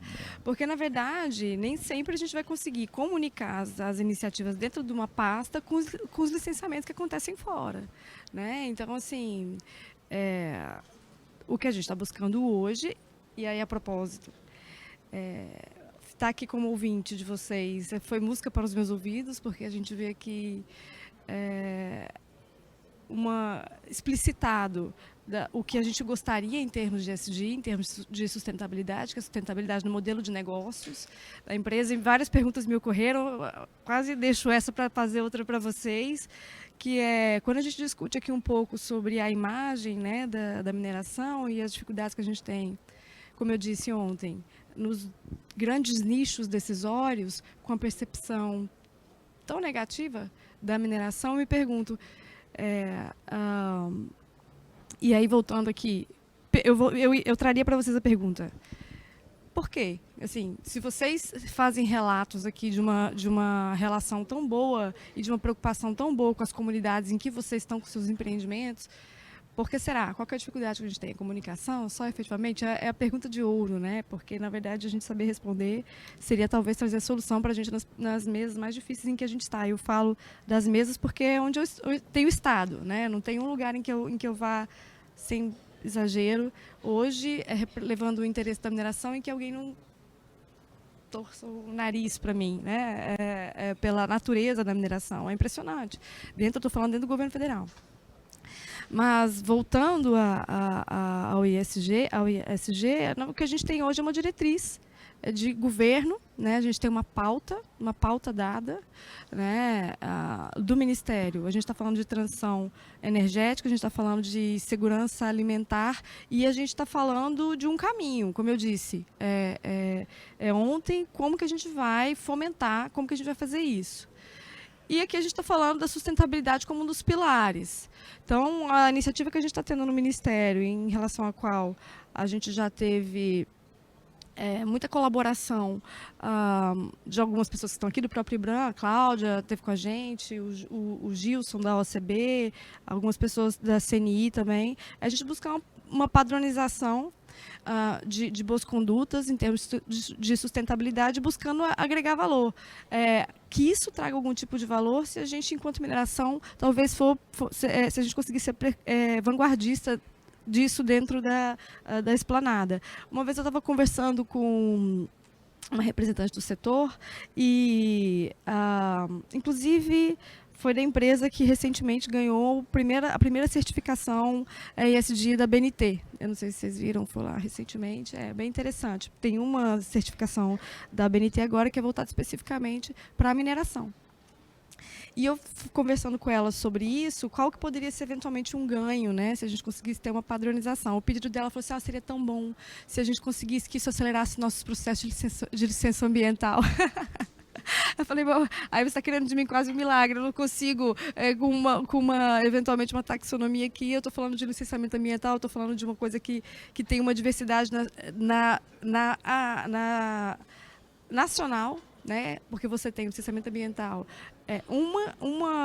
você tem autonomia dos estados, né? Você tem, é um drama. É um drama, né? Quando a gente traz as lógicas ESG, quando a gente tenta trazer bons padrões de comportamento, voltando aqui para o ambiental, quando ele falou licenciamento, o link que eu consegui fazer foi com isso, talvez seria muito interessante de ter iniciativas, de tentar padronizar, quem sabe se a gente conseguisse, por exemplo, né? É um sonho, quem sabe se a gente conseguisse um padrão com uma devida certificação, quem sabe isso não pudesse ser uma ferramenta para acelerar processos, que é o que a gente está buscando trazer no nosso universo. Né? No nosso universo da mineração. Enfim, é isso. Eu queria comentar aquilo que você falou. Você falou assim, por que se a gente é tão bom, a gente não se vende bem?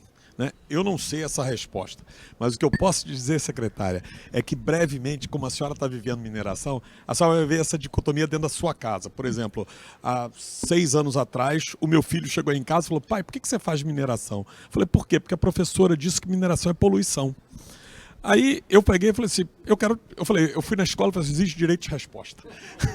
Fui lá, dei uma aula sobre mineração, fui aplaudido por 40 criancinhas de 6 anos de idade, e virei assim, meu filho virou popular, maravilhoso. Coincidentemente, um dos meus engenheiros, que eu inclusive trouxe da África do Sul para desenvolver o projeto comigo, foi estudar na mesma escola. E ele chegou para mim e falou comigo, estou indo na escola explicar mineração, porque as minhas filhas falam tanto em mineração, que o pai faz mineração, que o pai é isso, é aquilo, e está havendo um bullying. Aí eu falei assim, pô, mas essa escola foi o que eu fui. Aí eu perguntei para ele, e aí, como é que foi lá? Ele, foi tudo bem, foi ótimo, maravilhoso. Eu falei assim, mas e a professora Andréia? Ah, ela saiu. Quer dizer, ela foi substituída por alguém que também é contra a mineração. Aí você vai me perguntar assim, qual é a minha visão sobre isso? Eu tenho uma visão muito particular, muito talvez parcial, e eu tenho uma concepção. Eu não terceirizo a discussão de meio ambiente, sustentabilidade na minha empresa. Eu faço ela eu mesmo. Eu gosto de dizer para as pessoas o que eu pretendo. Eu não tenho medo do enfrentamento, nunca tive. Eu fiz as audiências públicas todas das minhas empresas, porque eu chegava e falava assim, e eu gosto de entregar aquilo que eu prometo, tanto para o meu investidor, como para o meu stakeholder.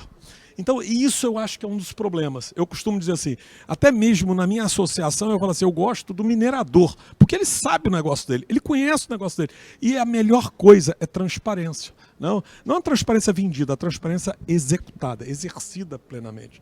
Então, eu acho assim, a gente deveria estar fazendo mais isso. A gente deveria, nós executivos, estarmos nas nossas comunidades mais dispostos, perdermos tempo. Eu, normalmente, quando vou ao projeto, eu vou particularmente todo mês, o que eu faço? Eu vou falar com todos os fazendeiros, ou alguns deles, e vou falar com as comunidades também, porque é ali que, na verdade, eu vou conviver.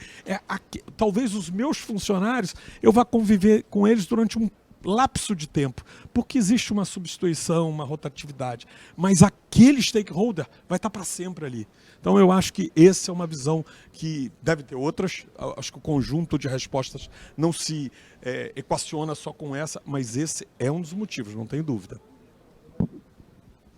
Bacana. Bom, nós temos aqui uma pergunta, só não entendi, do Marcos Macedo.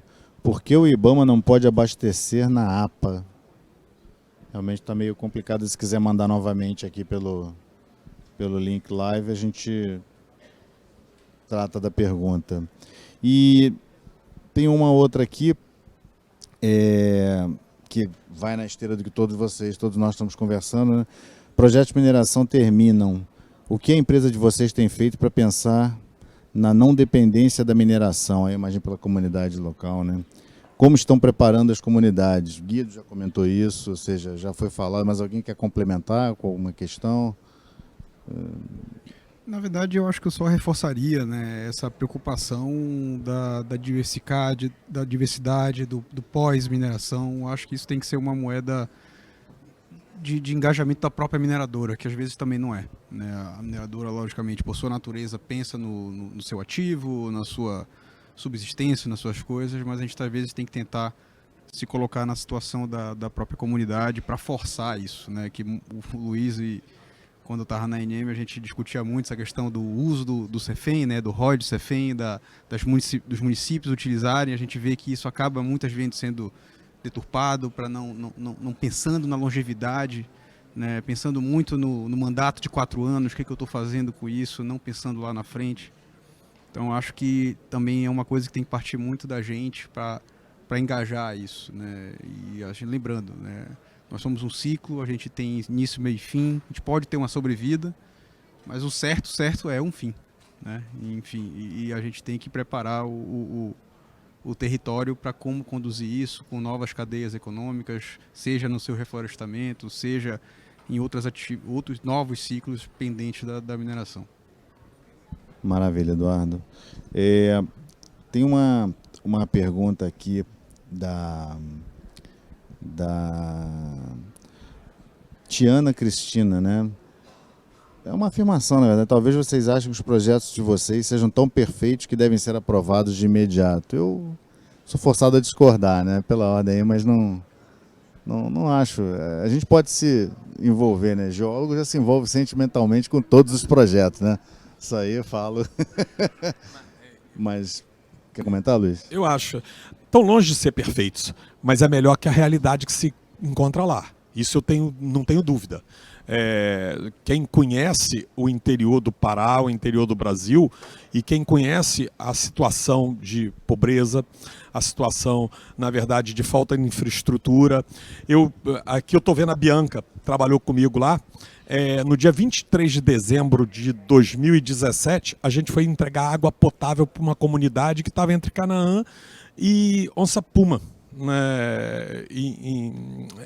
E a comunidade só queria isso, água, e a gente fez isso. Então, se nós não tivéssemos lá, não existiria água potável para aquela comunidade. Então, nossos projetos são longe de ser perfeitos, mas nossos projetos entregam para as comunidades talvez uma inclusão que infelizmente não cabe ao poder público. Vamos ser coerentes, o poder público num país como o nosso não tem condição de assistir, e a gente completa esse trabalho.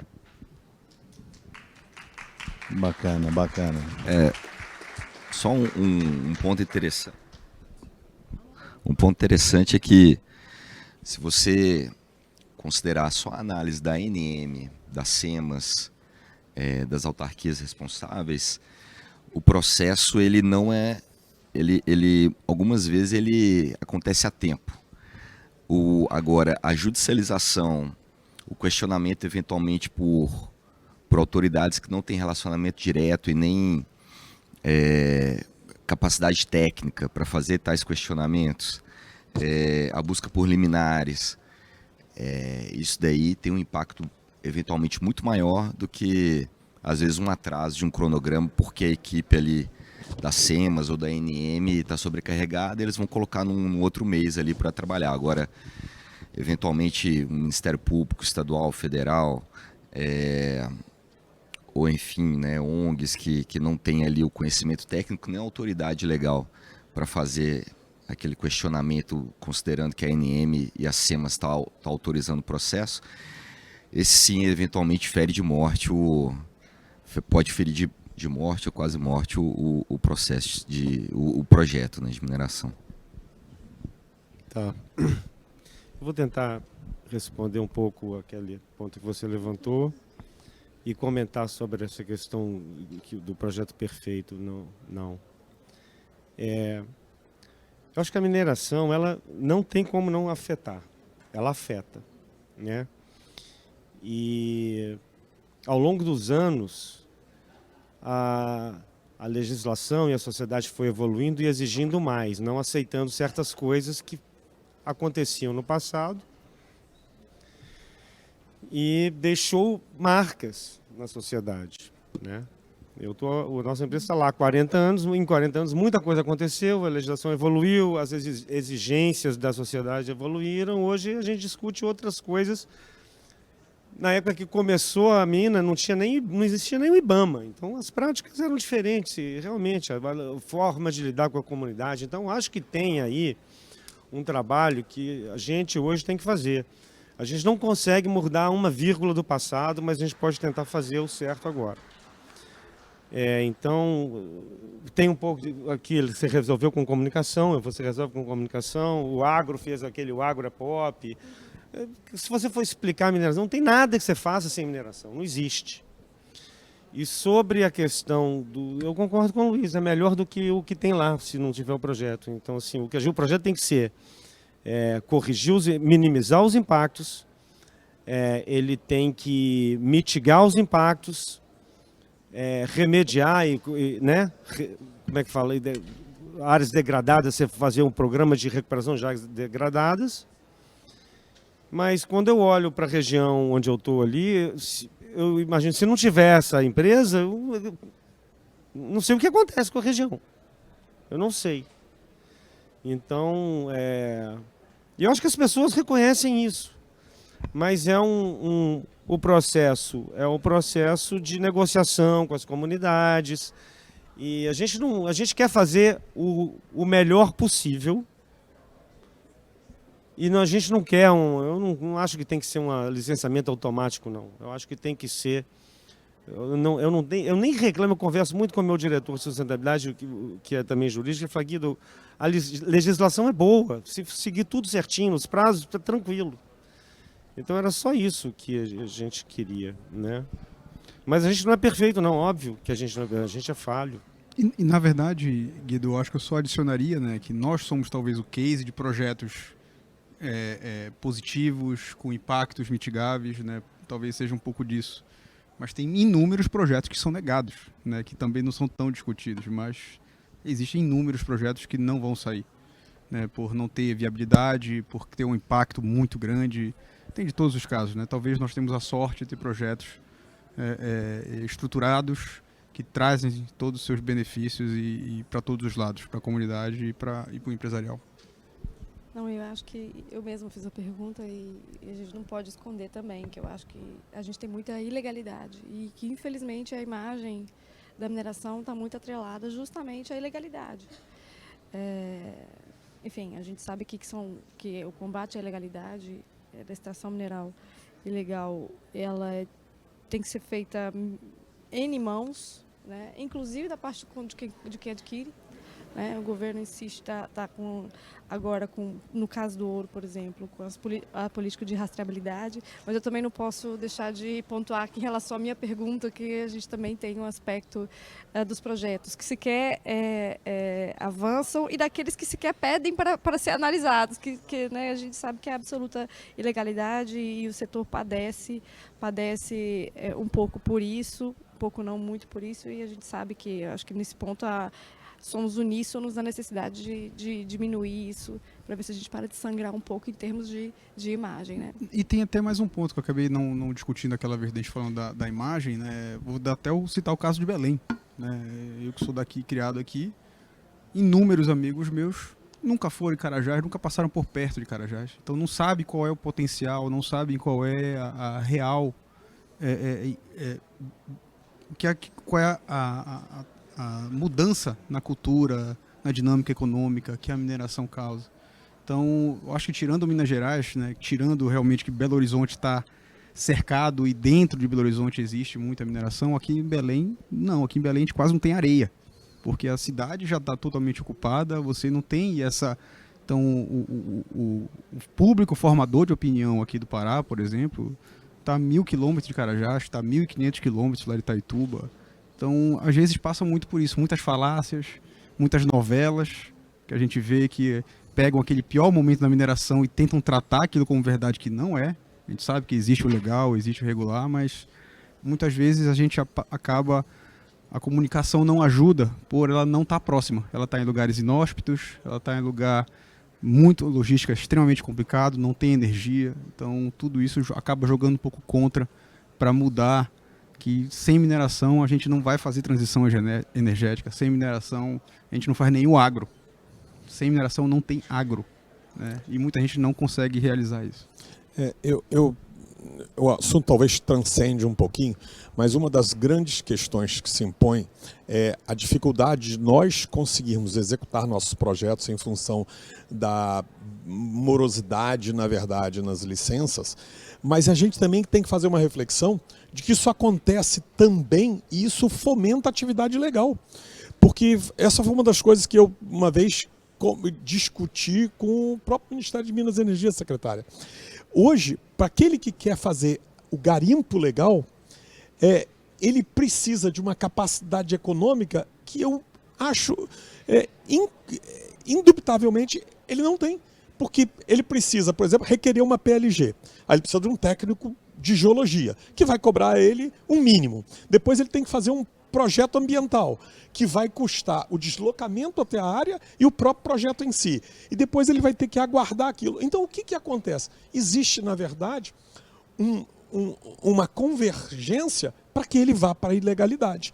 Então é isso que nós também temos que nos questionar. Aquilo que, na verdade, nos aflige, também aflige a regularização da atividade. E é isso que eu acho que a gente tem que combater, essas ineficiências. Nós temos que fazer isso e foi isso que a gente, na verdade, tentou fazer com o Ministério Público. Nós estamos do mesmo lado, nós queremos a mesma coisa.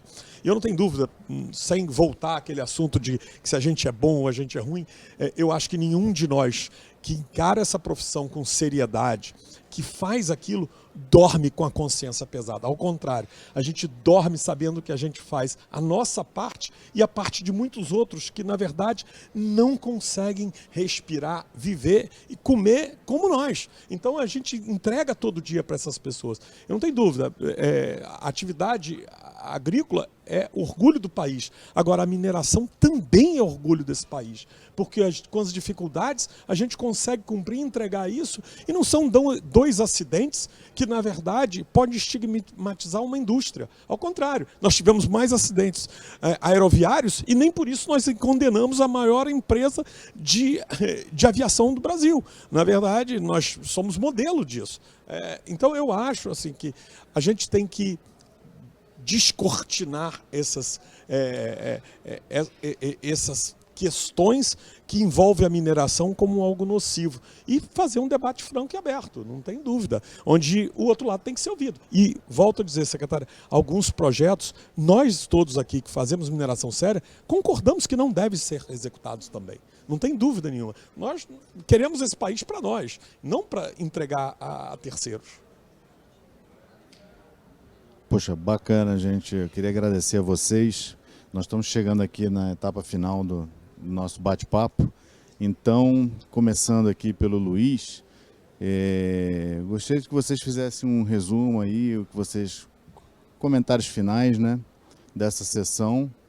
E vamos começar aqui pelo Luiz, aí um minuto e pouquinho para cada um. Tá bom. Bem, primeiro eu queria agradecer a oportunidade, agradecer a plateia que está aqui até essa hora ouvindo a gente. Deve ser um pouco interessante, ou pelo menos não foi entediante para vocês. Para nós foi muito bom. A gente tem várias experiências distintas aqui e eu acho que se tem uma coisa que fica muito clara para nós, as dificuldades são enormes. A gente sente falta, e hoje eu estava falando no almoço, de ver mais jovens na nossa atividade. Isso é uma preocupação. Nós temos que, na verdade, atrair, os jovens, que essa é uma atividade que vai ajudar a construir esse país. Essa é uma atividade que vai colocar o Brasil numa posição de protagonismo mundial. Os critical minerals que a gente está falando, talvez seja a última revolução que nós vamos fazer de porte, né? Nós tivemos há 100 anos atrás a Revolução Industrial e agora nós estamos num momento de realinhamento disso. E os outros países que não têm, na verdade, os recursos naturais, os recursos renováveis que nós temos, já estão se beneficiando disso. E eu acho que esse é o momento onde poder público, iniciativa privada, sociedade, tem, na verdade, que se dar, nós temos que nos dar as mãos e tentar fazer se construir, reescrever a nossa história, né, de uma vez. Né? Nós temos que deixar de ser, como o Jungmann fala, o país do futuro e fazer esse futuro acontecer para essa geração que está aqui. Muito obrigado a todos. Agradecer também a paciência de todos aí, agradecer a organização desse evento, agradecer aos colegas aqui da banca. E assim, eu vejo que nós, o setor de mineração, nós somos muitas vezes extremamente desunidos. Né? A gente tem várias questões que são comuns a todos os projetos, nós estamos discutindo aqui projetos, e muitas vezes a gente sofre a mesma dor várias vezes. Né? E vai para outra empresa e está lá sofrendo a mesma dor, e às vezes um do lado sofrendo aquela dor e tem solução, que muitas vezes a gente não utiliza por desconhecimento, né? E essa questão, isso entre a gente, eu acho que a gente tinha que arrumar alguma maneira de melhorar. Eu já trabalhei com empresa de fertilizante, que é muito próximo ao agro, e eu vejo tanto que eles são muito mais unidos do que na mineração. Então esse é um ponto que eu acho que a gente tinha que pensar alguma forma de melhorar. E essa questão social também, que eu vejo com muito delicado na implantação de um novo projeto. Nós estamos fazendo um programa lá agora que chama Portas Abertas, porque nem quem está do nosso lado consegue ter a visão do que é mineração. Nós estamos implantando um projeto em Tucumã, que lá tem muito garimpo, muita mineração ilegal, e a visão que eles têm é essa. Então, se a gente não chama todo mundo para conhecer o que está sendo feito, inclusive pessoas que provavelmente estão até aqui no auditório, tem que ir, tem que conhecer, tem que ver a realidade daquele local. ver o que está sendo feito, ver qual que é a realidade atual e o que a mineração está trazendo de bom para aquilo ali. Tem muita coisa que nós somos imperfeitos, temos que melhorar? Temos. Mas nós temos muita coisa boa também que nós temos que mostrar isso para todo mundo. Tá bom? Obrigado a todos aí. Obrigado, eu também queria agradecer a oportunidade, à plateia, aos palestrantes. Realmente o Brasil está bem posicionado para essa revolução, não podemos perder essa oportunidade. O Pará é uma província, já é uma das principais do mundo e tem muito potencial ainda. Tem os depósitos, ainda tem muita pesquisa para ser feita. Apesar de ser um estado enorme, tem um gradiente muito bom para a logística, para a ferrovia, para o transporte. Obviamente tem que ter algum investimento em infraestrutura, dependendo se for fazer commodity, bulk commodity, né? Tem também uma estrutura hidroviária muito boa. Assim, tem todas as conjunções aqui e essa transição energética bota o Brasil realmente numa situação muito boa. Então a gente tem que aproveitar isso e a gente tem que ser capaz de convencer a sociedade de que nós somos e fazer e mostrar que a gente pode fazer a mineração sustentável, sem agredir o meio ambiente, recuperando o que a gente faz e ser também, por estarmos aqui, no caso do Pará, no bioma amazônico, sermos uma das molas propulsoras para a transição da mineração para essa nova economia, a economia de baixo carbono, a bioeconomia. E o exemplo que eu dei aqui é aquela questão do reflorestamento e deixar uma floresta mais rica para as comunidades que estão no local.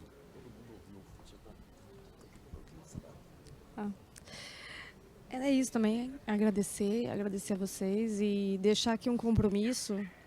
Agradecer você também, Luiz, não lhe mencionei no apoio que você está dando para a gente nessa discussão de sustentabilidade no Ministério. Obrigada, muito contributivo. Citei outros nomes e não falei em você.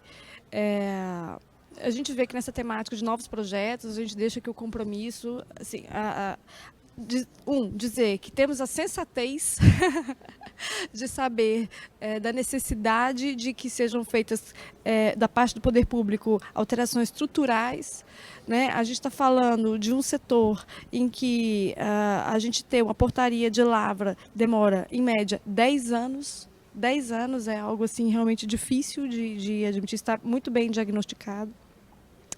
A gente tem um mapeamento de quais que são os principais gargalos e a gente tem um compromisso de, no curto, assim, os passos que a gente conseguir dar e que estejam nas nossas mãos, a gente consiga colaborar para que o potencial que a gente acredita que a mineração tem no Brasil não fique encolhido, né, por uma inércia do poder público no que eu falei, na peculiaridade que a gente tem no nosso setor, em que a gente acaba atuando muito mais na regulação do que investindo dinheiro, né, ou capital, ou receita pública em projetos de mineração. E, por fim, quando a gente fala de novos projetos também, eu fiquei muito feliz de ouvir aqui as experiências de vocês, porque todas elas passaram muito por mineração e sociedade, né? Qual é a relação entre a mineração e a sociedade, que eu particularmente acho que é a chave para a gente reverter. As experiências que foram relatadas aqui é a chave para a gente reverter esse aspecto negativo na nossa imagem. E no ponto do poder público também, eu acho que quando a gente fala em mineração e sociedade, vocês trouxeram que foram excelentes referências sobre como o empreendedor deve se relacionar com aquela comunidade, como o empreendedor deve se relacionar com aquele território, pensando já em ações tão cedo, numa pesquisa, pensando no legado, pensando na diversidade econômica, enfim, é isso que a sociedade espera. E a gente também vai ter a oportunidade de falar no outro painel sobre mineração e sociedade, agora sob a perspectiva do poder público. A gente aqui tem, ao lado da regulação, mineração é receita patrimonial é serviço, são entregas. Então a gente vai discutir aqui um pouquinho outro ponto que foi trazido aqui amanhã, que é a CEFEM, né? E qual que é o papel também do poder público nessa relação de a mineração se fazer percebível de maneira positiva nas comunidades, além do empreendedor, a gente também tem um papel aqui no setor público de fazer com que as pessoas liguem, façam uma conexão entre os ganhos em termos de serviço público e entregas do poder público àquela fonte de receita que vem, aquela riqueza, né? A riqueza que é gerada e que vira receita pública em razão da exploração dos recursos minerais. É isso, eu acho a temática rica, parabéns, obrigada pelos ouvidos e pelas experiências. Também, da mesma forma, agradeço o convite e até, Marcos, funcionou, né? Funcionou bem a dinâmica. A dinâmica funcionou bem. Foram 2 horas que passaram para mim muito rápido e obrigado aí para quem ainda está aqui. A gente trocou de vários pontos frágeis da mineração. E eu acho que isso prova, né? A gente falou aqui de muitos projetos dentro da Amazônia, dentro do estado, e a gente viu que tem similaridade, mas também tem muita diferença. Então, quanto isso joga para o poder público fazer uma regulação única, né, uma regulação que atenda o anseio de todos, que consiga se adaptar àquela realidade de cada território. É uma coisa extremamente complexa e a gente não pode fugir disso, né? O Brasil, vários Brasil dentro do Brasil, várias Amazônias dentro da Amazônia. E uma coisa que eu concordo plenamente com o Thiago eu sempre fiz uma metáfora, né, que a mineração é como se fosse uma casa de muro alto, né? Todo mundo sabe que tem uma mineração ali, mas ninguém consegue ver por cima do muro. Então, muito boa essa iniciativa de trazer mais a comunidade. A gente também está fazendo algumas coisas similares, mas todo mundo deveria adotar mais isso, né? De trazer a comunidade para ver como é uma mina, como ela opera, como ela funciona, quais os riscos que estão atrelados. A gente tem que cada vez não perder o foco da mineração com maior comunicação e transparência, senão a gente não vai virar essa chave. Obrigado por todos. Bom, obrigado também pelo convite. Participei de um painel aqui muito bem selecionado com o pessoal que está tocando os projetos, representante também do governo. A OR ela pretende ser e conta no futuro próximo de ser a principal casa de investimentos e financiamento de projetos de mineração no Brasil, privados no Brasil, principalmente estágio de desenvolvimento e de exploração. A gente conhece quem que está aqui, conhece quem está na plateia também, confia e gosta muito de estar próximo. A gente investiu no Pará, em Carajás, estamos com um projeto de cobre em desenvolvimento aqui, um de ouro em Minas Gerais, um de titânio e vanádio de Pernambuco, além de outros que ainda não foram publicados de fertilizante, de fosfato e de lítio. E pretendemos, no futuro próximo, aí, levantar o fundo 2. Vimos que o BNDES tem planos para lançar um fundo de investimento em mineração. Então a gente acha que essa ponte entre mercado financeiro brasileiro ou até mercado financeiro estrangeiro e a mineração, ela é possível de ocorrer. Não tem que ter uma via só, pode ter múltiplas vias e podem acontecer em momentos diferentes. E o que foi falado aqui? A mineração está entre as 3 principais atividades do Brasil, ela é essencial e ela também vai ser pop, né? Valeu. Gente, obrigado então a todos também pela paciência aí, por terem ficado até o final. Espero que tenham gostado. Um prazer e um excelente evento aí nesses dias que seguem.